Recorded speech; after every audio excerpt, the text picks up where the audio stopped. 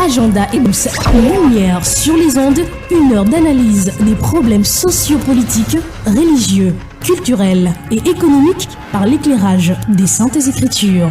Tous les vendredis 18h30, 19h30, retrouvez Franck Stéphane Mauvois et Charlie Bacody sur les ondes de Radio Bonne Nouvelle 99.6 FM.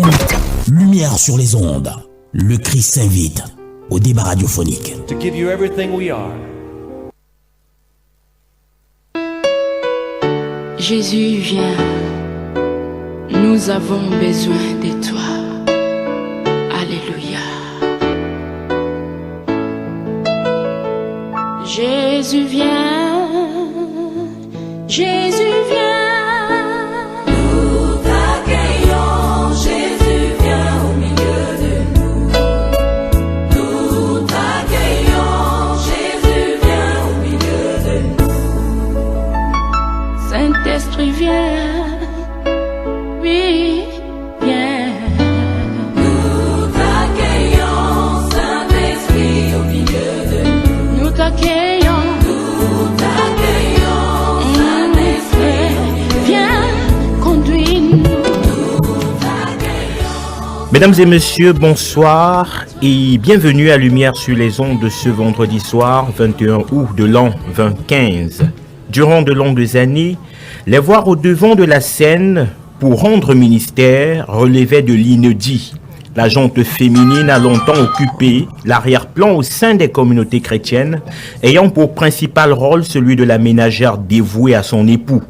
Dans les années 60, le christianisme va connaître un véritable tollé orchestré par le protestantisme. On assistera alors là à la consécration des premières femmes pasteurs dont les églises luthériennes et réformées françaises. Depuis lors, comme porté par une effusion du Saint-Esprit, le corps du Christ est de plus en plus constitué de femmes leaders d'assemblée, prophétesses, pasteurs, évangélistes et bien d'autres.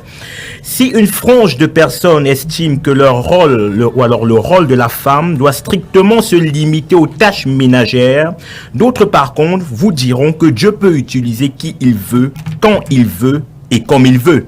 Face à ce dilemme, Lumière sur les ondes Saint-Taureau sur la place de la femme au sein d'une communauté chrétienne. Ce sera le coup de projecteur de ce soir. Charlie Bacody, qui était convalescent la semaine dernière, nous a rejoint. Charlie, bonsoir et bienvenue.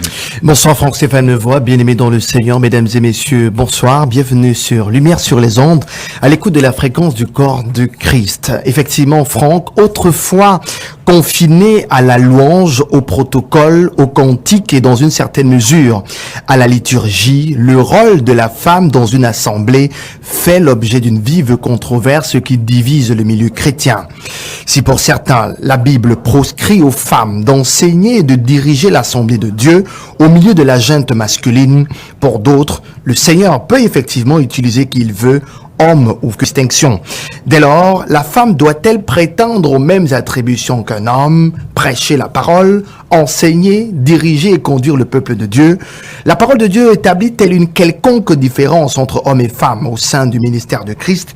Lumière sur les ondes est une coprésentation de Franck Stéphane Mauvois et Charlie Bacody. Nos invités, pasteurs, évangélistes et servantes du Seigneur, partagent notre studio. Ne l'oubliez pas, Lumière sur les ondes démarre avec vos appels, vos appels à partir de 19h au 243 07 56 32. Lumière sur les ondes démarre. Bonne arrivée à tous. Le chantre Boniface s'installe.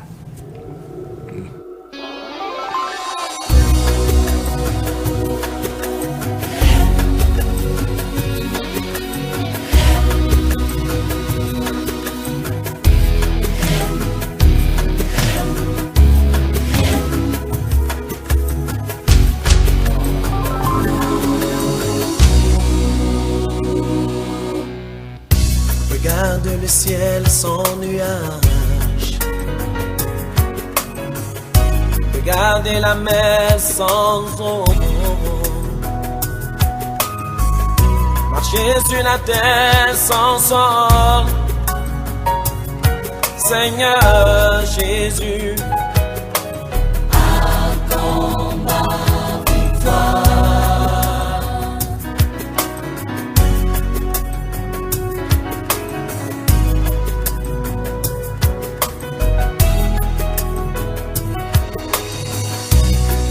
Christ à la croix tu l'as payé pour que je sois sauvé. Ton sang est versé pour me justifier. Cette lourde croix que tu as portée, c'est le poids de ma souffrance. Seigneur Jésus, Attends ma victoire.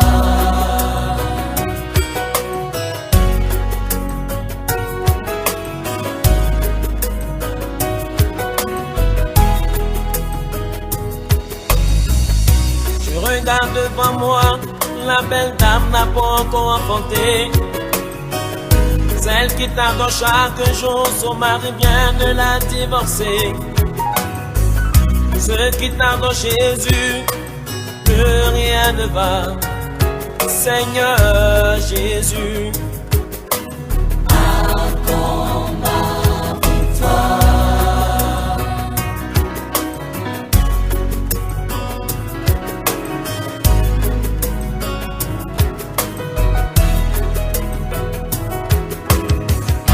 je cherche du travail, mes chaussures abîmées. Mes pieds à même le sol, face au soleil. J'ai travaillé depuis, même pas d'économie. Seigneur Jésus, Attends ma victoire.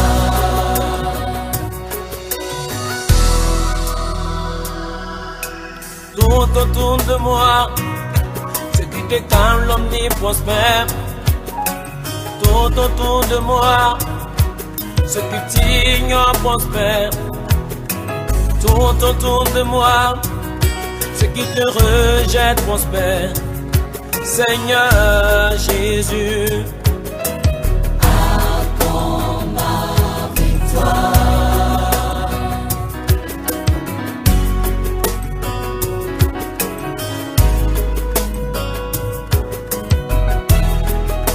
une jeune dame m'a dit ceci. Depuis marié, mon mari n'est plus à la maison. Je me retrouve seul avec les enfants. Je regarde devant moi, il n'y a personne. Seigneur Jésus, mon foyer est menacé. Ma belle famille ne veut plus de moi. J'aime encore mon mari. Seigneur, je souffre encore, mon Dieu. Le chantre Boniface qui introduit cette émission Lumière sur les ondes. Mesdames et messieurs, vous êtes en direct de Radio Bonne Nouvelle, la 99.6, c'est la fréquence du corps du Christ. Et ce soir, le thème à discuter ou alors à mettre à la lumière ce soir, la place de la femme au sein d'une communauté chrétienne. Quelle est la place que devrait avoir une femme aujourd'hui au sein d'une communauté chrétienne? Et nos invités sont déjà dans ce studio. 2 femmes, 1 homme. On va faire honneur. Honneur aux femmes, voilà, honneur aux femmes, c'est le principe. Honneur aux femmes. Je rappelle quand même, nous sommes dirigés par des canons de la déontologie journalistique. Donc, d'abord, honneur aux femmes. Alors, honneur aux femmes. On va commencer par celle qui fait sa première, je veux dire, c'est la première apparition dans ce studio. Pasteur Alice Coignet, qui est de la synagogue de Dieu, qui est située d'ailleurs à Bonapriso. Bonsoir, pasteur, et bienvenue. Ah, bonsoir, mes chers bien-aimés. Vous allez bien? Très, très bien. Ça se voit. En off, vous m'avez fait comprendre que vous étiez grippé. Ça va mieux? Ça commence à aller avec le Seigneur. Le Saint-Esprit arrange rapidement notre voix et la santé. Gloire à Dieu. Gloire à Dieu. Alors, Charlie, une autre femme qui est également là, était là la semaine dernière pour une autre émission, Marcel Tanga, à qui on dit bonsoir. Bonsoir Franck, bonsoir Charlie. Bonsoir Marcel. Avec une participation remarquable la semaine dernière. Ah, tu as écouté l'émission? Oui, bien évidemment. Super. Également, le seul homme présent parmi nous dans ce studio. Marginalisé. Non, pas du tout. Ouais. Pas du tout. Notre bien-aimé frère dans le Seigneur, Tchabda, Élie Bertrand, que nous appelons affectueusement évangéliste. Soyez le bienvenu, évangéliste Tchabda. Merci à toutes les femmes qui sont en studio. J'espère que je sortirai vivant ici. non. Rassurez-vous. Ouais. Mais elles n'ont pas prévu de vous mettre à mort, Non, vous savez, les évangéliste. femmes se défendent avec du talent. Il y a du talent là, le talent, elle se défend avec du talent. Ok, et ce les talents soir sont des armes. Ce soir, la seule arme sera la parole de Dieu, Amen. qui sans doute va donc édifier Amen. nos différents auditeurs. Et nous traitons de ce thème, la place de la femme au sein d'une communauté chrétienne. Je reste avec vous. Vous avez dit tout à l'heure que vous étiez marginalisé. Je ne veux pas faire un crime à votre endroit. Je reste avec vous, évangéliste. Que représente la femme pour l'Église? La femme, de manière générale, qu'est-ce qu'elle représente pour les... J'ai entendu quelqu'un en off me faire comprendre qu'elle est là juste pour assurer la procréation, en d'autres termes, pour porter juste des enfants et les mettre au monde. Ce serait mal comprendre la destinée que Dieu a prévue pour la femme. Lorsque nous lisons dans la Bible, si nous prenons Éphésiens au chapitre 5 pour répondre directement à votre question, la Bible met directement une corrélation entre la femme et l'Église elle-même. La femme, donc, c'est une prophétie. Dans le jour où Dieu faisait la femme, ou créait la femme, il pensait à l'épouse du Christ. Dans Éphésiens chapitre 5, justement, versets 22 et jusqu'à 32, la Bible déclare que la femme doit être soumise comme l'Église l'est à Christ. Dans ces similitudes, donc, la Bible est en train d'établir comme ça une étroite relation entre la femme et l'Église du Seigneur. C'est pour cela qu'au fur et à mesure dans l'émission, nous allons voir les caractéristiques de l'Église parallèlement à la femme elle-même. Donc la femme, effectivement, a une grande destinée dans le plan du Seigneur, dans le destin du Seigneur. D'accord. Pour être concret, ça veut dire que la femme on ne peut pas la limiter, comme Franck Stéphane l'a dit, au seul rôle de procréation. Elle peut prendre des initiatives. Absolument. La Bible déclare dans le livre d'Ecclésiaste chapitre 3 que tout ce que Dieu a fait est bon et que ce qui est courbé ne peut pas être redressé. Ce n'est pas aux êtres humains à marginaliser quoi que ce soit ou qui que ce soit d'après les destinées. C'est Dieu qui assigne les tâches à chacun. Il attend chaque personne dans cette tâche-là. D'accord. Merci, évangéliste. Nous retournons directement vers le pasteur Alice Coignet qui est avec nous. Alors, pasteur, nous entrons directement dans le vif du sujet. La femme peut-elle prétendre aux mêmes attributions qu'un homme au sein de l'Assemblée de Dieu, du ministère de Christ? J'ai le privilège de me tenir au-devant de vous, chers auditeurs. Je suis Alice Coignet et puis je vais m'exprimer. Merci, mon frère. Alors, oui, je dirais bien oui, la femme peut prétendre avoir les mêmes attributs que les hommes, puisque la femme et l'homme sont les deux sexes qui sont créés de Dieu et Dieu leur a demandé d'aller partout prêcher la bonne nouvelle. Dans Marc 16, 15, il dit aller partout. Il n'a pas précisé qu'un homme aille ou qu'une femme aille, mais que toute la création. Et dans la création, je sais qu'il y a le sexe masculin et je sais qu'il y a le sexe féminin. Oui. Ce que l'homme peut faire, s'il chasse les démons, la femme chasse les démons. S'il impose les mains sur les malades, la femme impose les mains sur les malades. S'il prêche, la femme prêche. S'il annonce la bonne nouvelle, la femme annonce la bonne nouvelle. Si un homme prophétise, la femme prophétise. Nous avons Déborah dans l'Ancien Testament, une femme charismatique, une femme qui était en même temps prophétesse et qui était en même temps juge d'Israël. Oui. Et puis elle avait un bureau et elle avait un nom palmier de Déborah et elle consultait, les gens venaient la voir pour les consultations. Dans l'Évangile, nous avons Anne, la prophétesse, qui habitait dans le temple. Est-ce que dans le temple, elle avait fermé la bouche, on avait cousu sa bouche, elle parlait de la part du Seigneur. Moi, je ne me tairai pas. Nous voyons aussi Marie de Magdala.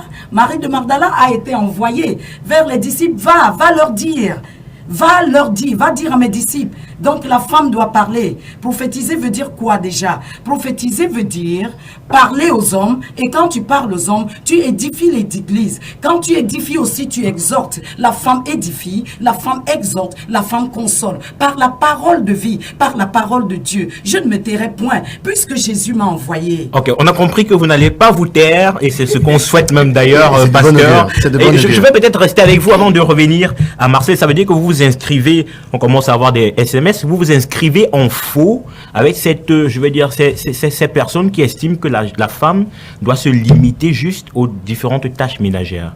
Je suis désolée, puisque ces femmes, je cite donc le nom dans la Bible, parce qu'il faut que nous décryptons la Bible. Oui. Et dans l'église de Jésus-Christ, dans Luc 8, chapitre 1 à 3, Jésus, il allait de ville en ville, de village en village, prêchant.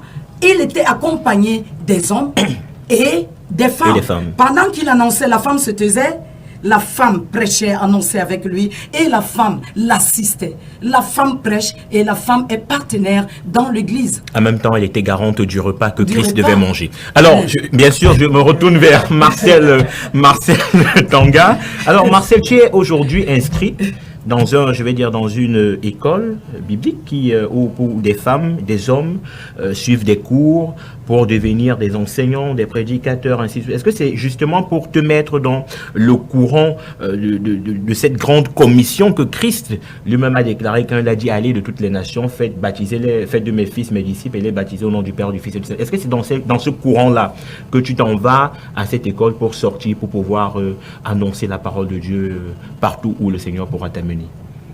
En tant que disciple, je suis appelé à obéir au Seigneur. Amen. Donc c'est par obéissance au Seigneur que je fais partie de l'équipe de la Grande Commission. Maintenant, dans quel rôle? Ça, ce sera à voir. Donc, est-ce que je vais prêcher? Est-ce que je vais prophétiser? Est-ce que je vais enseigner les hommes? Est-ce que je vais enseigner les femmes? Ça, c'est le Saint-Esprit qui m'indiquera ce que je dois faire. Et lorsque le Saint-Esprit me dira ce que je vais faire, j'obéirai au Saint-Esprit. En d'autres termes, en d'autres termes, si le Saint-Esprit te demande de prophétiser ou te demande de te tenir à l'assemblée pour enseigner, tu le feras tout simplement. Jugez vous-même, frère. Devons-nous obéir à Dieu plutôt qu'aux hommes? Okay. Très bonne question. Évangéliste Élie Bertrand Tchamda Junior, je reformule la question. Oui. Comprenez bien le sens de la question. Oui. La femme peut-elle prétendre au même don spirituel qu'un homme? Voilà.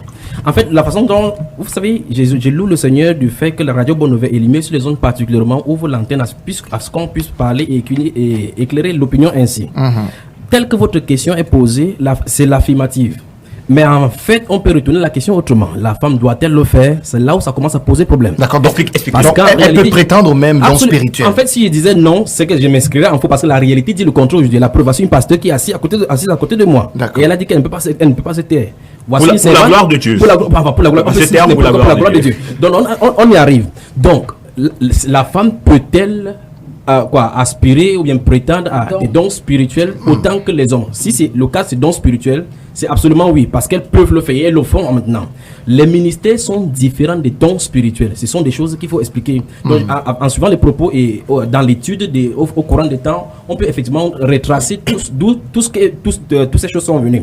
Donc, il faut donc, dans cette émission, si on avait assez de temps, expliquer ce qu'on appelle communauté, pour qu'on ne s'y boude pas. Deuxième chose, expliquer la différence entre le fonctionnement de l'ancien alliance, parce qu'on va mélanger les pédales là maintenant. Parce que la dame est allée tout à l'heure dans le livre des Juges chapitre 4 pour parler de Déborah, qu'elle était juge sous le palmier, et puis aller avec Anne la prophétesse dans le temple, et nous sommes encore dans l'ancienne alliance. Et puis c'était le cadre des Jean et des Marc où Jésus a donné à la femme d'aller dire à ses disciples. Bon, maintenant, si on trouve le cadre des dons spirituels, la Bible appelle le don spirituel la manifestation donnée aux hommes. Je dis aux hommes maintenant, c'est-à-dire les deux sexes, par le Saint-Esprit. C'est-à-dire quand le Saint-Esprit vient sur quelqu'un, le Saint-Esprit communique à cette personne sur dans la vie de quelle il habite, le don qu'il veut, pas cette personne qui voudra un don quelconque. Mais quand est-ce qu'il y a des ministères, maintenant la parole de Dieu est strictement claire. C'est là, dans ce domaine-là, qu'on peut en parler véritablement. D'accord, donc on comprend avec des auditeurs que la femme peut recevoir les mêmes dons spirituels que l'homme. Le don de prophétie, le don de guérison. Puisque dans le Nouveau Testament, j'ai dit tout à l'heure là qu'il faut qu'on fasse attention avec l'Église du Seigneur.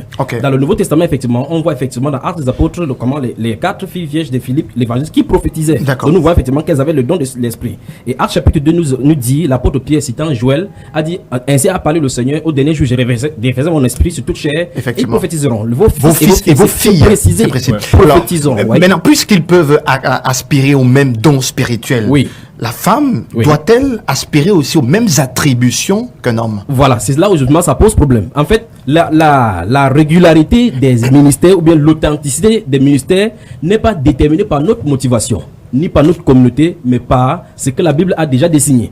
Première base, l'apôtre Paul a dit que nous avons transmis l'évangile une fois pour toutes. Dans Galates chapitre 1 verset 8, il a dit que si quand bien nous-mêmes, quand un ange du ciel prêcherait un autre évangile, autre que ce que nous allons annoncer, qu'il soit anathème. Dans Ephésiens chapitre 2 verset 20 et 22, il dit que vous avez été édifiés sur le fondement des apôtres, Jésus-Christ étant la pierre, l'apôtre des prophètes et Jésus-Christ étant la pierre angulaire. C'est pour dire clairement, si nous voulons dire n'importe quoi par rapport à Dieu, à notre connaissance, à notre niveau, c'est selon les saintes écritures. Alors, que dit donc les Saintes Écritures par rapport au ministère féminin? C'est encore un autre débat maintenant. Donc, alors, dans Éphésiens chapitre 4, à partir du verset 11 et jusqu'à 16, la Bible déclare qu'il a donné 5 ministères particulièrement. Ce ne sont pas les seuls ministères qu'il y a dans l'Église, c'est les 5 ministères d'autorité de conduite spirituelle. Dans Éphésiens chapitre 4, verset 11 à 16, il dit, il a donné les uns comme apôtres, les autres comme prophètes, évangélistes, docteurs, pasteurs, voici le but pour lequel c'est donné, pour le perfectionnement de l'œuvre du ministère des croyants en vue de l'œuvre de leur ministère. Ça suppose que ces ministères sont donnés pour former les croyants à entrer dans leur propre ministère, à exercer dans le corps. Autre chose qu'il faut vraiment comprendre maintenant, c'est la distinction qu'il faut faire entre les communautés chrétiennes en tant qu'église locale et le corps de Christ en personne. Parce qu'on dit par exemple que dans l'église de Dieu, voici je suis disciple, ainsi de suite. C'est à l'intérieur du corps de Christ qu'on reçoit le don spirituel. C'est-à-dire qu'on est à l'intérieur du corps, les dons ne sont pas à l'extérieur. Parce que j'ai cru entendre la sœur dire, que ça va rester au Seigneur de l'utiliser comme il le voudra. Ça veut dire qu'elle est en formation dans l'optique de chercher maintenant la place qu'elle aura occupée. Je voudrais qu'on recadre, et évangéliste, pardon, avec votre permission. Oui. Est-ce que vous en tant qu'évangéliste, vous êtes serviteur de l'Éternel, est-ce que vous êtes de ceux qui pensent que les femmes, je parle bien des femmes, peuvent prêcher dans une assemblée pendant que hommes, femmes, enfants sont assis et qu'elle est... Oui, justement, ça c'est la question que je vous pose. Voilà, merci beaucoup pour cette question. En réalité, je n'aurai jamais une pensée propre à la mienne. J'aurai la pensée du Saintes Écritures. Je vous en prie. La Bible dit, de façon claire, explicite et irrévocable, au ciel c'est écrit que je ne permets pas à la femme d'enseigner. C'est 1 Corinthiens, elle connaît tout cela. À la femme d'enseigner ni de prendre de l'autorité sur l'homme, mais qu'elle soit soumise aussi comme le dit la loi, pour dire que ça n'a pas commencé dans l'église. Est-ce que ce n'est pas peut-être le pasteur, ou alors Armel va réagir là-dessus, mais est-ce que ce n'est pas une parole justement qui est adressée à une catégorie de personnes à un moment donné pour effectivement un effet donné? Pasteur, pasteur peut-être pour réagir. Je vais réagir parce que vous le faites. Corinthe, parce qu'à Corinthe, il y avait une église à prostituer. Donc à Corinthe, il y avait un très grand désordre. Quand l'apôtre Paul arrive dans l'église de Corinthe, il dit, je n'ai jamais vu de tels actes abominables, même dans le monde, même chez les païens, on n'en a pas trouvé. Alors les femmes étaient des prostituées. Les femmes ne parlaient pas de la part du Seigneur. Et l'apôtre Paul a dit, dans de tels cas, que la femme se taise. Est-ce que vous comprenez?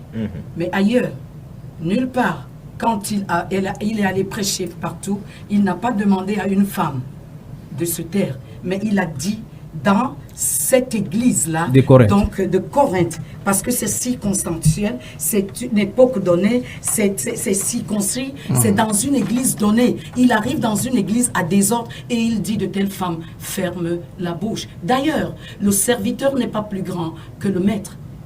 Je vous dis encore, Jésus m'a dit, va prêcher. Et j'irai prêcher. Et je vais édifier l'église. Sœur Marcel Tonga, vous qui voulez qui faites des études pour devenir enseignante, ce passage ne vous touche-t-il pas? Ne s'adresse-t-il pas en quelque sorte aussi à vous? Je demande à la femme de ne pas enseigner, ou alors vous pensez aussi qu'il est circonscrit à une étape et à un moment donné de la parole de Dieu? Pour deux raisons, je pense que c'est un passage qui prête un peu à équivoque dans les Écritures. Parce que l'apôtre Paul qui dit à Timothée qu'il ne permet pas, qui dit également à Timothée qu'il ne permet pas à la femme d'enseigner, c'est le même apôtre Paul qui présente Priscille comme une servante et comme une co-ouvrière dans le Seigneur. Et c'est le même apôtre Paul qui parle de Phébé, qui est une diaconesse. Vous me direz, qu'est-ce que la diaconesse fait à l'église? Elle essuie les bancs, c'est tout ce qu'elle faisait. Elle ne parlait pas pendant que les hommes étaient là?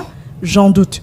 Donc, c'est un peu contradictoire. Vouloir avoir une position tranchée sur la question, dit la femme, selon l'apôtre Paul, n'a pas le droit d'enseigner. Alors, l'apôtre Paul serait contradictoire dans ses lettres. D'accord. Alors, je reviens, Charlie, à l'évangéliste. Peut-être avant, je vais vous poser une question. Peut-être vous allez revenir sur les dires des deux dames dans ce studio. Je vais dire, la consécration des dames en tant que pasteur, c'était dans les années 60, vers 1960 qu'on a eu pratiquement les premières femmes à devenir... Dans l'église littérale, parce que bien sûr. Avec Catherine Booth en 1800 avec son mari William Booth. Voilà, justement. Merci pour la référence. Et donc, je voulais dire que, est-ce que ce n'est pas du fait d'avoir constaté que les hommes qui tenaient l'église, la défaillance des hommes, les bévues que les hommes étaient en train de commettre au sein de l'église, et puis Dieu a dit, voilà, je l'ai même d'ailleurs dit, je répandrai mon esprit sur toute chair. Aujourd'hui, je peux également susciter la femme pour montrer que si les hommes se taisent, je peux même susciter les cailloux qui pourront me louer. Voilà. Il n'y a rien qui peut aller au-delà de la volonté du Seigneur. Rien ne peut dépasser le Seigneur. Il y a une chose, c'est en fait, je voulais rebondir sur votre propos introductif ici, parce que quand vous avez noté effectivement qu'en 1960, on a vu la première consécration des femmes dans l'église luthérienne. Ça montre effectivement que c'est en 1960 que les choses ont commencé à se révéler. On se pose donc la question, depuis que les Écritures sont écrites, pourquoi elles ne l'ont pas fait? Et c'est maintenant. Lorsqu'on parle du ministère de l'enseignement ou bien de la conduite d'autorité, on a comme impression que on a de marginaliser les femmes. Non, on ne marginalise pas les femmes parce qu'en réalité, tous les hommes ne sont même pas appelés à l'enseignement. Puisque dans Jean chapitre 3, le verset 1, la Bible déclare que parmi vous qui avez été appelés, que plusieurs personnes se mettent pour enseigner. Ça ne veut pas dire que quand quelqu'un est un homme, il est qualifié pour être pasteur. Parce que le ministère pastoral, ces ministères sont des appels de Dieu. Ce sont des appels qui sont prédestinés. On ne devient pas. On est avec cela et puis à un moment donné, Dieu vous appelle à l'œuvre. C'est la première des choses. Donc il faut qu'on comprenne qu'on ne fasse pas l'amalgame comme si on veut marginaliser les femmes dans l'église. Non. Je dis encore, ces ministères même ne sont pas autorisés à tous les hommes. Parce que la Bible déclare par rapport à l'éligibilité des diacres et autres anciens dans l'église, si un ancien et quelqu'un se met à la candidature de l'ancien dans l'église et qui a déjà eu à avoir 2 épouses, il est disqualifié parce que la Bible déclare qu'il faut que l'ancien ait eu marié à une seule femme. Donc, par rapport à cela, il faut qu'on établisse là-bas. Le simple fait donc que nous posons la problématique dans cette soirée à la radio, et ce n'est pas aujourd'hui, c'est un débat qui dure des siècles, montre effectivement qu'il y a un problème. Parce que si on n'a jamais posé la question, est-ce que l'homme peut-il enseigner? Allons-y, quel est le problème? Voici le vrai problème. Frère Stéphane a touché. Il a dit, ne serait-il pas parce que les hommes ont baissé le bras? Et c'est exactement ce que l'Écriture révèle. La dame a cité tout à l'heure le cas de Déborah. Quand vous allez regarder le cas de Déborah, d'abord Déborah avait dit abeille et raccourci. Donc effectivement c'est un raccourci et c'est une abeille. C'est pour ça qu'elle siégeait sous le palmier. Donc lorsque vous suivez la Bible et vous regardez le fonctionnement du Seigneur dans la Bible, vous allez remarquer que à tout moment, je dis il faut distinguer les deux alliances. À tout moment, quand les hommes ont baissé le bras, la femme s'est toujours levée. C'est impeccable. Vous voulez dire qu'elle s'est levée d'elle-même ou bien c'est le Seigneur qui l'a suscité? C'est effectivement, c'est ça qu'il veut montrer. Si nous lisons effectivement le cas de Déborah, si nous avons le temps de lire, mais je vais citer, elles ont les Écritures, elles peuvent vérifier. Au chapitre 3, la Bible déclare que pendant 40 ans, Oniel va conduire le peuple d'Israël. Après la mort, le peuple d'Israël va aller servir les Astatés. Dieu va les livrer pendant 18 ans, ils vont crier à l'Éternel. L'Éternel va citer Oniel après Shamgar.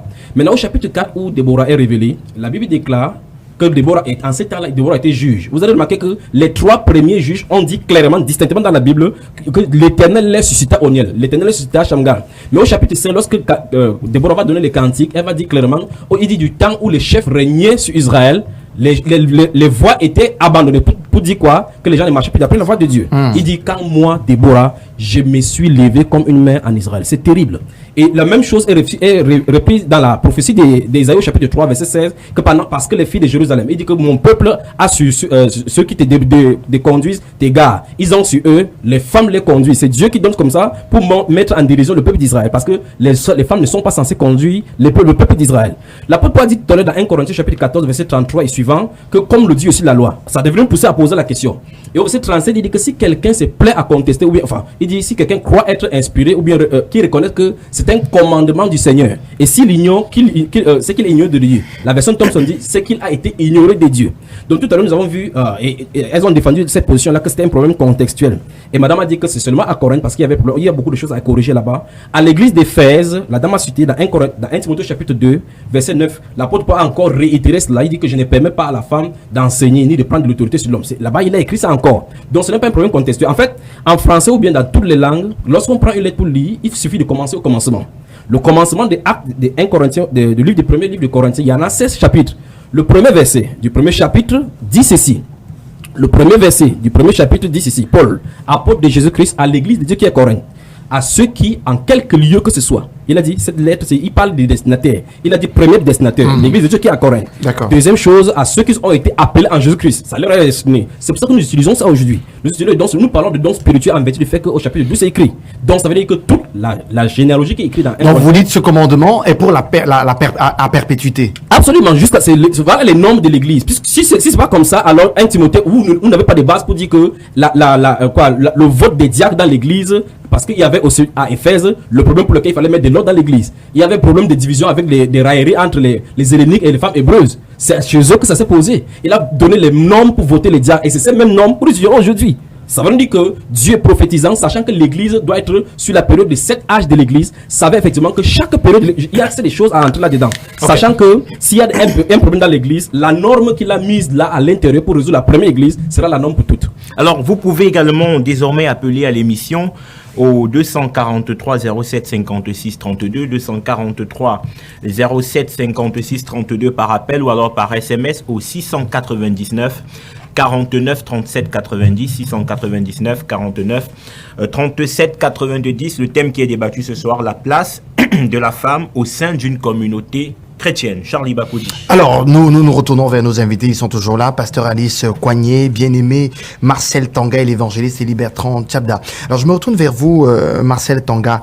Pensez-vous que la femme doit prendre l'autorité sur l'homme ou alors cette prescription n'était que pour le peuple de Corinthe? Il faudrait déjà qu'on soit d'accord sur le sens de prendre l'autorité sur l'homme. Qu'est-ce que ça veut dire? Est-ce que la prophétesse qui ouvre la bouche pour annoncer la parole de Dieu est en train de prendre l'autorité sur l'homme? Elle parle de la part du Seigneur. Elle n'est pas en train d'instruire un homme de son propre chef. Et je pense, ça c'est une analyse personnelle qui n'est pas clairement mentionnée dans les Écritures. Je pense que, étant donné qu'il y avait du désordre dans l'Église, je pense que ce qui se passait, c'est qu'il y avait des femmes qui se levaient et qui voulaient donner leur opinion et imposer la ligne à suivre aux hommes qui étaient présents.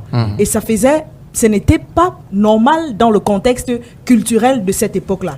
Mais aujourd'hui, nous avons dans les entreprises des femmes qui sont PDG, qui se lèvent, qui donnent des instructions aux hommes sans que ce ne soit pris comme un manque de respect. Bon, restons dans le cadre de l'Assemblée du ministère du Christ. Je reviens toujours sur le cas de la prophétesse. Parce qu'en réalité, prophétiser, c'est quoi? C'est proclamer, c'est prêcher. C'est la même chose. Donc, la femme qui se lève pour prêcher, c'est-à-dire pour parler de la part du Seigneur, elle ne parle pas de son propre chef. Elle communique une instruction du Seigneur. Pour moi, ce n'est pas prendre l'autorité sur l'homme. Mais pasteur Alice Coignet, vous qui êtes pasteur, il arrive des moments où vous prenez des décisions au sein de votre ministère. Vous imposez certaines décisions, vous communiquez aux hommes, à tout le peuple de Dieu. Ne prenez-vous pas à des moments autorité sur votre peuple, sur le peuple que vous avez la charge de conduire et sur certains hommes par ricochet?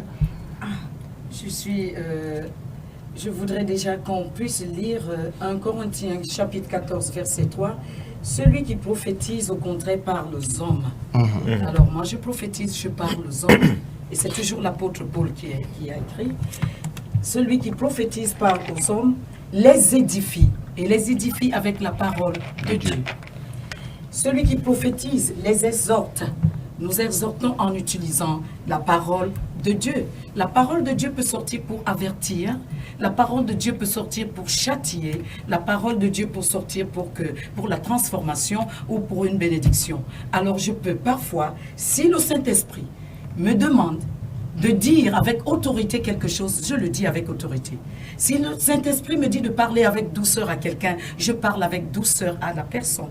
Cela dépendra de la manière dont le Saint-Esprit va me demander va se mouvoir au moment où je suis en train soit d'enseigner, soit d'exhorter, soit de prêcher. Parce que je suis appelé. Il ne fait exception de personne. Alors, je crois que c'est assez clair quand même ce que... ce n'est pas du tout clair. C'est pas... Réaction. Bon, avant la réaction, oui. je m'interrogeais quand même. Oui. C'est arrivé dans mon esprit. Je parle de Jésus-Christ qui est dans le tombeau. Oui. Et je me pose la question et je présente cette image. C'est quand même une femme qui va annoncer... aux apôtres que Christ si ça avait été un bébé, alors le bébé... Je vous en prie, évangéliste. Ça vient, je me dis, mais c'est quand même une femme qui va annoncer la bonne nouvelle aux apôtres que Christ est ressuscité. Absolument. Est-ce que ce n'est pas une prédication? Est-ce que ce n'est pas... Voilà. Est-ce que là, la Bible ne montre pas encore la femme prédestinée? Je peux vous prendre comme ça, 45 cas, peut-être que vous êtes en train de présenter comme ça. Vous allez revenir on va prendre un auditeur qui est au téléphone. Allô? Théo? Allô? Bonsoir, depuis que je t'appelle Théo. Bonsoir. Allô? Non, il est parti, malheureusement. Malheureusement. Je rappelle, le téléphone est ouvert 243 07 56 32 pour vous qui souhaitez apporter votre contribution à cette émission. Vous êtes les bienvenus. Nous sommes encore là jusqu'à 19h30.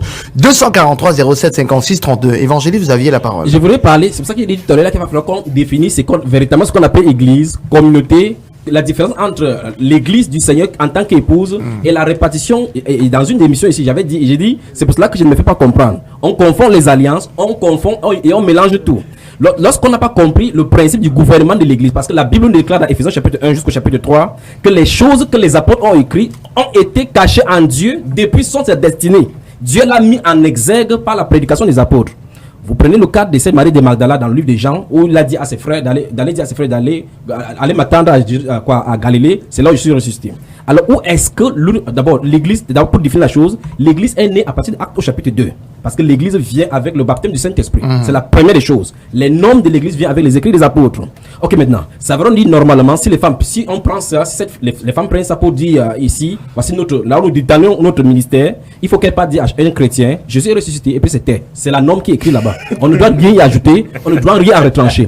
Voici ce que la Bible appelle. Je vais revenir dans le livre d'Actes des apôtres. Oui. Il faut dire que pendant que le Saint-Esprit descend sur les il y a les femmes. Il y a des femmes qui sont absolument. Marie,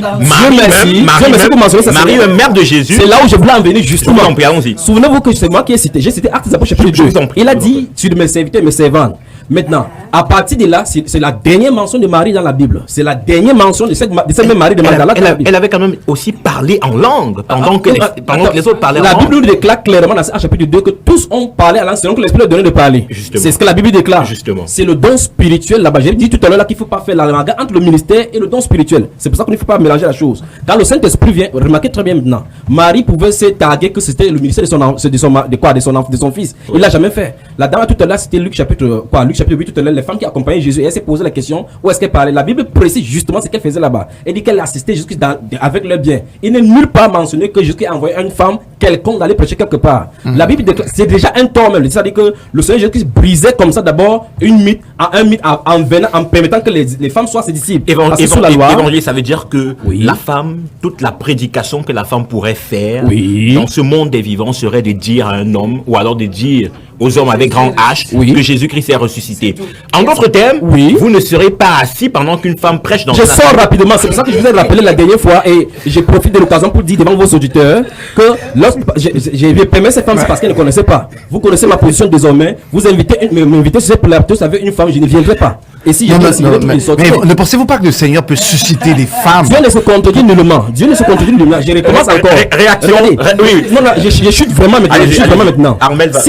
Si Dieu, le Dieu de la Bible, le Dieu du ciel, peut se permettre ce désordre-là, vous ne pourrez dire à personne que Marie n'est pas montée au ciel. Parce que c'est à la base des Écritures qu'on peut dire que cette révélation c'est fausse. Alors, Marcel, réaction. Je vais réagir avec un verset de la Bible là, à la résurrection de Jésus. Il se trouve dans Luc 24, à partir du verset 9.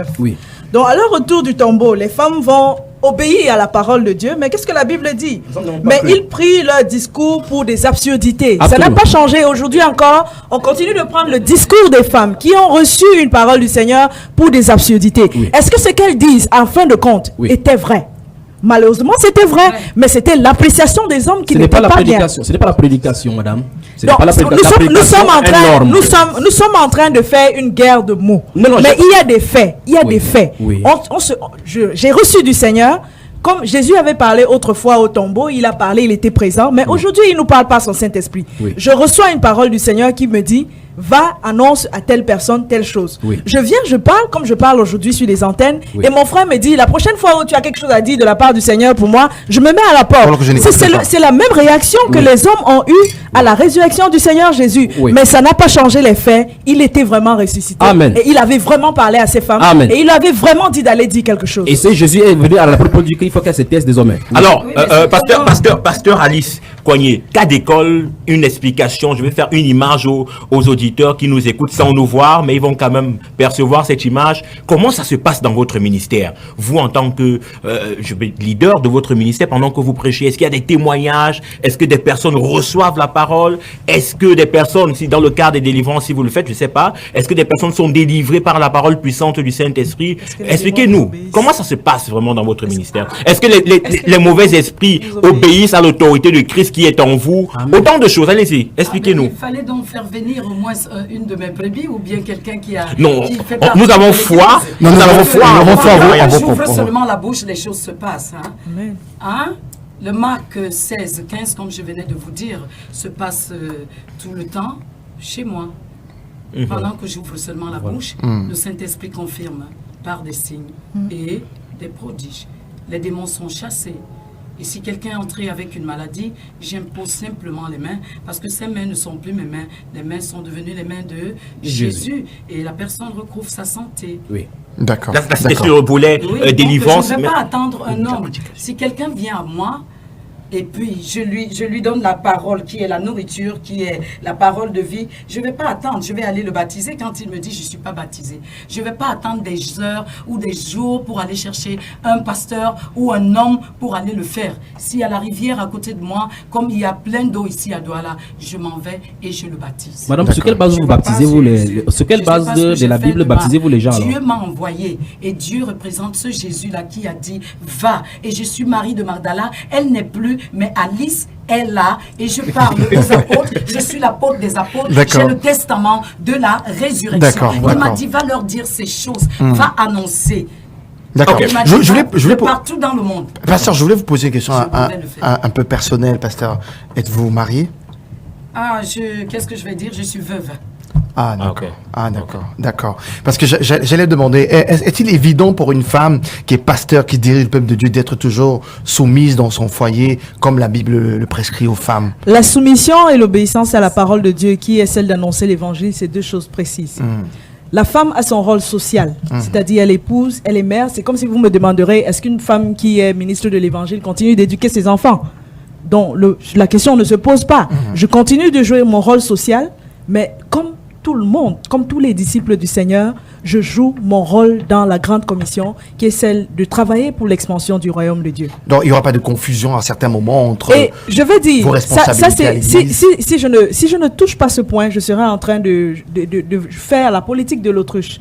Dans le contexte culturel dans lequel nous nous trouvons, dans une société où les hommes n'acceptent pas que Dieu puisse parler aux femmes, ou bien n'accepte pas qu'il y ait des hommes. Ce n'est pas tous les hommes, parce qu'il y en a beaucoup qui, comme Pierre, à l'annonce de la résurrection du Seigneur, s'est levé, pendant que les autres pensaient que c'était des absurdités. La Bible nous dit que Pierre s'est levé et il s'est rendu au tombeau.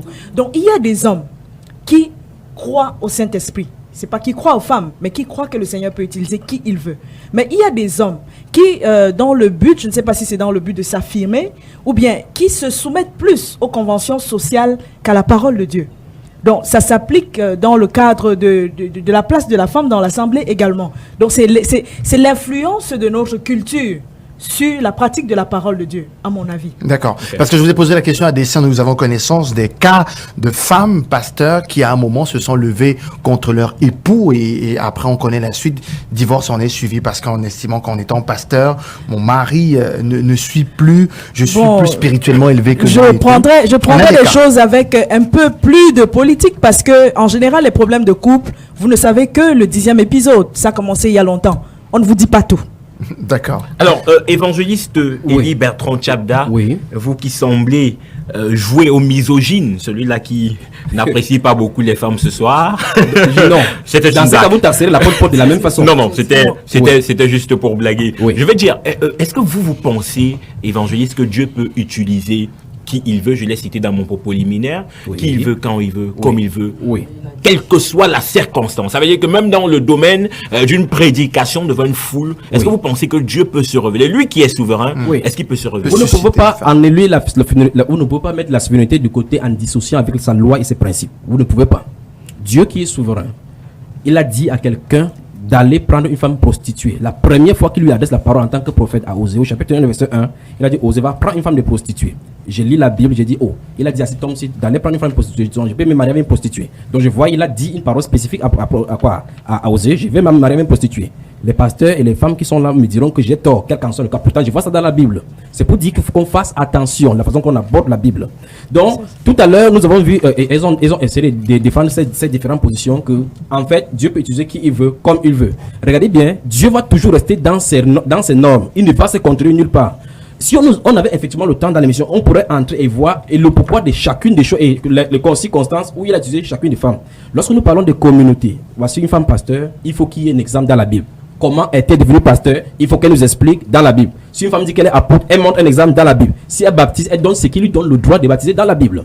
Dans Matthieu chapitre 28, Le verset 18, lorsque le Seigneur Jésus-Christ est venu pour se présenter et donner la grande commission dont on parle, si elles avaient été un peu méticuleuses en regardant au verset 16, la Bible déclare que présent devant le Seigneur Jésus-Christ étaient 11 disciples à qui il leur a donné cela. Lorsqu'il parle, effectivement, Jésus ne peut pas bégayer. C'est lorsqu'il y a 11 disciples présents, ils sont allés au lieu de rendez-vous qu'il leur a donné cette commission-là. Donc toute femme qui se met dans la grande commission en disant Dieu m'a demandé d'aller prêcher, elle est en train de se tromper. Ça c'est un. De deux, Dieu n'a pas besoin d'une femme pour sauver quelqu'un s'il veut sauver. Ça c'est la autre chose. La troisième chose que j'aimerais dire, c'est je vais vous arrêter. Comment ça Dieu n'a pas besoin d'une femme? Je dis, n'est-ce pas? Il a plus besoin d'un homme que d'une femme. C'est parce qu'elle sont en train de dire effectivement qu'elle ne va pas s'éteindre, elle va parler. Je justement dit que Dieu n'en a pas besoin de cette femme-là pour le faire si elle veut, s'ils veulent faire. C'est ce que je suis en train de dire. Je n'ai pas dit que non, on n'utilise pas. Mais maintenant, chaque fois qu'on parle de ces choses, on a comme l'impression, et c'est ça que j'ai dit chaque fois, et c'est dit Christ là, on a comme l'impression qu'on a de marginaliser les femmes. Le ministère de la femme se trouve dans la Bible. C'est quand même curieux que les ministères sont clairement écrits pour les femmes là-dedans. Et vous avez dit dans votre propos liminaire qu'on a réglé les femmes dans la cuisine. Si les gens réglaient les femmes à la cuisine, c'est qu'elles ont tort devant Dieu parce que la cuisine n'est pas dans l'église du Seigneur. Dans l'église du Seigneur, c'est un ministère spirituel. Et les femmes ont leur rôle là-bas dans le ministère spirituel de l'église. D'accord, vous pensez, évangéliste, effectivement, que les femmes qui prêchent la parole au nom du Seigneur et qui enseignent elles ont tort. Avec puissance et puissamment utilisées par le Saint-Esprit sont dans l'erreur. Elles sont dans l'erreur. Enfin, il y a un homme qui était dans l'erreur plus que les femmes aujourd'hui. C'est Judas Iscariote. Souvenez-vous de ceci. Si vous lisez Actes des Apôtres, vous allez voir comment l'apôtre Pierre va dire qu'il n'avait pas au même ministère. Tout à l'heure, vous êtes allé au niveau des miracles et des témoignages. Les signes extérieurs ou bien des expériences ne sont pas là pour concourir seulement à la parole de Dieu parce que les gens vont à Lourdes en France et obtiennent des guérisons. Et pourtant, ces guérisons sont démoniaques. Donc je vais dire ceci. Voici ce qu'il veut dire. En 30 secondes. Judas Iscariote a prêché, ressuscité les morts, mais il est allé en enfer. Vous écoutez Lumière sur les ondes de téléphone 243 07 56 32. Vous avez une zone d'ombre, une question, une interrogation, une contribution à apporter, n'hésitez pas. Nous sommes à votre disposition. Encore un peu plus de 10 minutes dans ce studio. On va se dire au revoir. Le temps pour nous de marquer une légère pause musicale avec Bertoni. Maintenant, on va prendre d'abord cet auditeur qui est connecté. Au téléphone, bonsoir. Bonsoir. Soyez la bienvenue, sœur. Comment est-ce qu'on vous appelle? Je suis Lydie Meng de Yassa. Soyez la bienvenue, Lydie, nous vous écoutons. Merci, je salue, n'est-ce pas, toute l'équipe en studio, l'évangéliste Tabda, le pasteur et puis l'invité. Je voudrais juste interpeller l'évangéliste pour dire c'est pas normal d'être aussi borné pour quelqu'un qui connaît autant la parole de Dieu. Je vous en prie, Lydie, on ne va pas utiliser, s'il vous plaît, sœur Lydie, on ne va pas utiliser des mots. Parce que je pense que Dieu a dit encore, et puis il est possible que le Seigneur suscite votre femme. Je crois que vous êtes mariés. Il faut écrire dans la Imaginez-vous que demain, le Seigneur suscite votre femme pour devenir une servante du Seigneur. Qu'est-ce que vous allez faire à ce moment-là? Tous les enfants de Dieu sont des servants du Seigneur. Donc vraiment, je vous suggère d'être assez ouvert parce que la parole de Dieu invite tout le monde à servir le Seigneur, pas seulement les hommes et pas seulement à une époque précise, mais vraiment tout le monde et en tout temps. Même maintenant encore, il y a des femmes, et vous les avez en studio, qui servent le Seigneur et véritablement. Donc vraiment, merci. Ok, on comprend que c'est une femme qui veut revendiquer. On ne va pas permettre que des propos autant bornés qui, selon la linguistique, la Bible c'est pourvu de toute connaissance. Alors, vous n'êtes pas borné. Oui, de toute façon, la Bible déclare. C'est évident, ça se voit. Oui. La Bible déclare qu'on ne déplace pas les bornes anciennes. Donc, je préfère me borner dans la Bible. Les bornes anciennes, c'est les actes des apôtres. Ça, c'est la première des choses. L'autre chose, évangéliste, allez-y. Oui, l'autre chose que je vais dire ceci. Lorsqu'on parle de ces choses, vous voyez effectivement qu'il y a des mauvais enseignements qu'on a donné aux gens. On croit que lorsqu'il n'y a pas un titre de servant, automatiquement tous les enfants de Dieu sont les serviteurs et les servants de Dieu. Ces choses montrent effectivement qu'on croit que lorsqu'on sert Dieu, lorsqu'on peut annoncer la parole de Dieu. C'est une mauvaise interprétation de l'écriture. On ne sert pas Dieu tout simplement parce qu'on a de prêcher l'évangile. Non. On vit. La première chose à faire que le Seigneur Jésus nous a invité à faire, c'est de vivre sa vie d'abord. Nos vies elles-mêmes est un témoignage. Et c'est très souvent les meilleurs témoignages dans les vies des autres. Nous reviendrons à vous tout à l'heure. Le temps de marquer une légère pause musicale. On se retrouve tout à l'heure pour la suite. On reviendra faire un dernier tour de table. Il y aura encore 10 minutes à passer avec vous dans ce studio. Il s'appelle Bertoni à Feneux, il chante Entre tes mains, juste un bout pour souffler.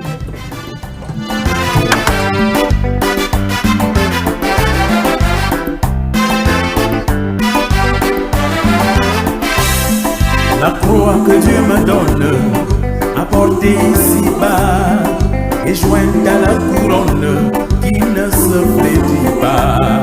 Celui qui me l'impose se nomme mon rédempteur, et pour mon bonheur suprême me rendra vainqueur.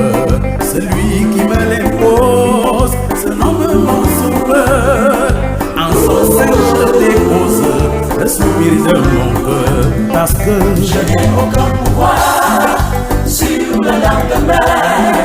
Jésus-Christ lui-même le prendra dans sa main. Qu'il permette les ennuis, je peux tout endurer. Grâce à lui, il est mon surabri. Je n'ai aucun pouvoir sur le lendemain. Jésus-Christ lui-même le prendra dans sa main. Qu'il y permette des ennuis, je peux tout endurer. Grâce à lui, il est mon surabri. Le premier sur lui-même, il a chargé la croix. Après lui, puisqu'il m'aime, dois-je enfreindre le poids? Jésus en qui j'espère et qu'il a pris sur lui, me la rendra légère. Retour dans ce studio avec cet appel. Allô, bonsoir. Bonsoir. Comment je vous appelle, monsieur? Oui. Je suis le frère David Wafo. Pardon? Je suis le frère David Wafo. Oui, le frère David Wafo, vous avez le floor, on vous écoute. Oui, je crois que par rapport au sujet en débat, il est très important de comprendre le Adam ancien et le nouveau Adam. Dans l'Ancien Testament, au commencement, Dieu a fait Adam et il a sorti une côte d'Adam pendant qu'Adam était en sommeil et il en a fait une aide. Et dans le second Adam, Jésus-Christ, tu sais bien lui, c'est lui qui par sa mort et le sacrifice qu'il a consenti a fait l'Église qui est son épouse. Et dans les deux cas, l'un ne remplace pas l'autre. C'est effectivement parce que Ève a voulu extrapoler, sortir du cadre administratif qui lui était donné par Dieu, que le péché et la chute, et tout cela est arrivé. Donc, quand nous remettons toujours sur la table le fait que la femme doit faire ceci, doit faire cela, à la concurrence de l'homme, je crois que dans l'esprit de la création, il n'y a pas de concurrence. Jésus-Christ lui-même ne fait pas concurrence avec le Père. Il y a un ordre. Le Père est le chef de Jésus-Christ, Jésus-Christ est le chef de l'homme, et l'homme est le chef de la femme. Chacun agit dans le cadre que Dieu a prescrit. Et il n'y a pas de raison. Merci beaucoup. Merci frère Wafo pour votre participation que nous prenons d'ailleurs, contribution et participation que nous prenons en compte. Nous sommes de retour dans ce studio, Charlie Bakoji. Oui. On va pratiquement prendre les dernières minutes. Minutes. Encore 10 minutes, c'est ça? Oui, 10 minutes. 10 minutes. Évangéliste, si je m'en tiens à vous, ça veut dire que si je m'en tiens à ce que vous avez dit tout à l'heure, la place de la femme au sein du ministère de Christ doit être confinée peut-être à la louange, au protocole, à la liturgie, mais surtout pas à l'enseignement et à la prédication. Voilà. Une fois de plus, ce sont des choses qu'il faut corriger. Il n'y a pas de ministère de louange dans l'église du Seigneur Jésus-Christ. Ça, c'est un. Il n'y a pas de ministère de prophétesse dans le Nouveau Testament. Il n'y a aucune prophétesse dans le Nouveau Testament. Ça, je crois que Anne est dans les évangiles. ce n'est pas le Nouveau Testament, je savais effectivement. Vous voyez, c'est pour ça que je vous ai dit tout à l'heure qu'il va falloir corriger les choses. Les filles qui prophétisaient. Ce ne sont pas des prophétesses. Être prophétisé ne veut pas dire qu'on est prophétesse. C'est pour ça qu'il faut corriger ces choses. Vous voyez effectivement que les écoles de théologie ont vraiment tout bouleversé. Donc vous remarquez très bien qu'on a de confondre maintenant Matthieu, Marc, Luc avec le Nouveau Testament.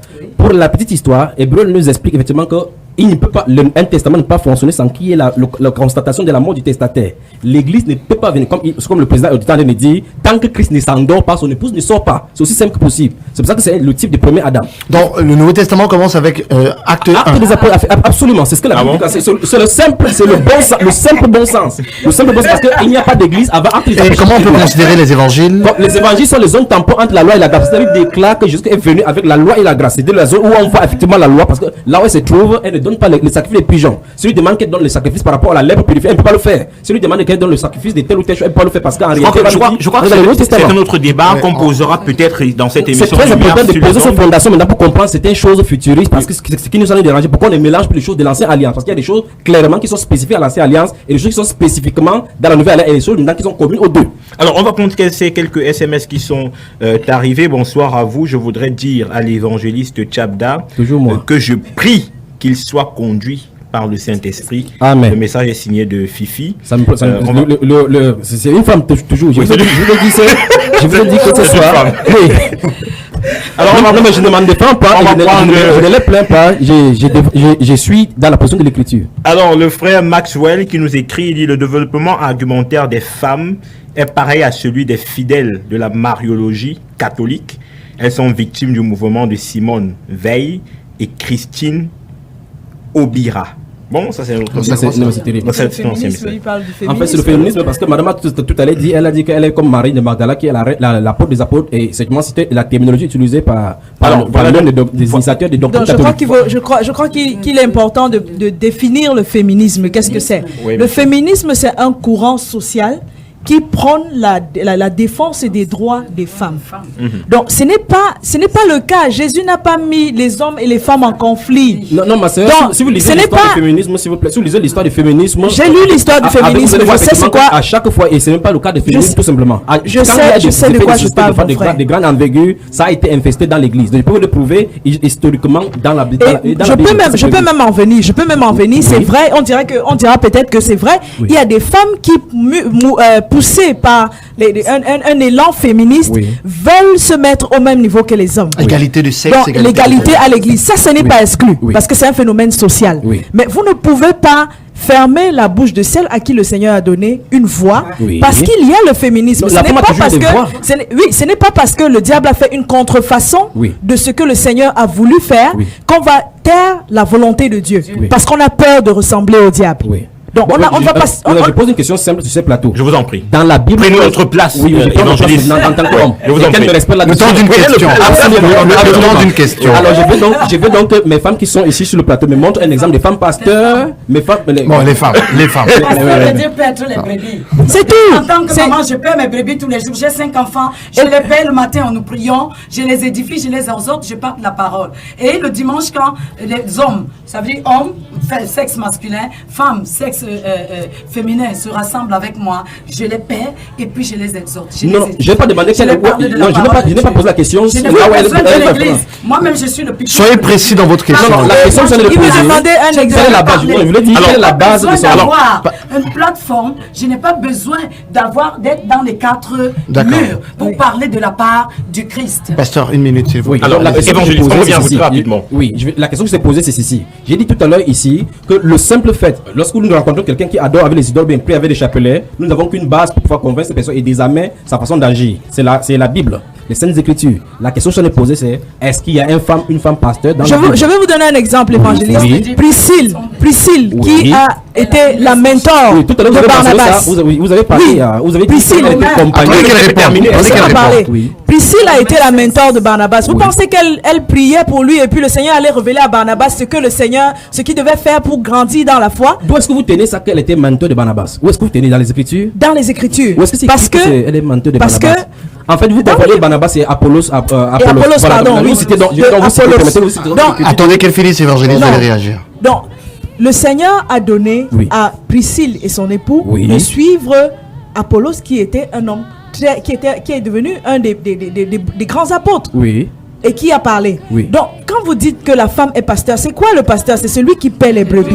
Donc, Priscille a contribué à paître Apollos. Donc, ça veut dire que Priscille, d'après vous, est pasteur sur la base. Je crois que le nouveau problème aussi, c'est la lutte de la chair. Est-ce que le pasteur, c'est celui qui se tient à l'église sur la chair? Il faut que vous faites attention, c'est des choses qui démontrent là-bas. La chair n'a pas sa présence. Et qu'en est-il des églises? Charlie Bakodi. Que ça soit la chair. Charlie Bakodi. Avec ta permission, je vais demander à ce que cette émission soit qu'on la fasse en double. Ça veut dire que la première partie aujourd'hui et la deuxième partie vendredi prochain ou bien l'autre vendredi. Parce que j'imagine prochain pour que ça soit à chaud. J'imagine qu'il y a encore tant de choses à dire. Il y a encore beaucoup de choses à dire. On va prendre ce message. Je vous en prie, on va lire ce message. Je suis une femme, je dirais même jeune fille, je prêche de toutes les manières en chant en conseil, en enseignement, en exhortation. Et les enfants de Dieu sont transformés, gloire à Dieu. C'est Fifi, la sœur Fifi qui revient. Alors, on va revenir avec cette émission, Charlie. Le frère évangéliste va certainement nous dire dans la partie 2 où est donc la place des femmes au sein d'une communauté. Si on sort de qu'est-ce qu'elles doivent faire. Et surtout, sous l'inspiration de la parole de Dieu. Absolument, les Saintes Écritures. Et les femmes vont continuer à nous faire comprendre que Dieu les utilise et il peut utiliser qui il veut. D'ailleurs, il a dit qu'il pouvait utiliser des pierres. Voilà. C'est quand même vrai, vous allez remettre en question ce que vous avez dit, parce que vous avez dit la prochaine fois qu'on vous invitera au milieu de femmes, vous ne viendrez pas. Non, il viendra. Sous réserve que ça soit une dernière émission comme ça, pas celle-ci. Alors, évangéliste, bonsoir aux auditeurs qui vont écouter. Absolument. Bonsoir à tous ceux qui nous écoutent, mais la position c'est l'écriture. Bonsoir particulier à Fifina. Absolument. Et à Lydie qui vous ont un peu tout simplement, ce sont mes sœurs. Il faut qu'on arrive à cette maturité dans le corps de Christ que je peux ne pas être d'accord avec vous, mais nous nous embrassons pour avancer dans le Seigneur. Gloire à Dieu. Pasteur, c'était un plaisir de vous recevoir. Un dernier mot pour les auditeurs. Chers auditeurs, nous sommes la créature de Dieu, que ce soit homme, que ce soit femme. Déjà dans Galates, la parole de Dieu déclare qu'il n'y a ni femme, ni homme, ni esclave, ni libre, ni juif. Alléluia. Nous tous nous bâtissons pour l'avancement. Merci, pasteur. Sœur Marcel Tonga, au plaisir de vous revoir la semaine prochaine, mercredi. Vendredi prochain. Merci encore. Vous viendrez encore davantage avec plus d'éléments pour nous édifier.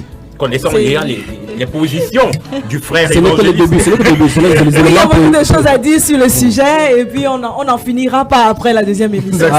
Que de femmes ce soir. Babette Doya est à la réalisation. C'est une femme accompagnée de tonton Théo. Vous avez décidé d'aider moi ce soir. Franck Stéphane me voit et moi-même Charlie Bacodi. Nous donnons rendez-vous vendredi prochain pour la deuxième partie de ce thème ô combien intéressant. Franck, bonsoir. Bonsoir Charlie Bacodi. Bonsoir à vous mesdames et messieurs. Excellent week-end sous la protection divine.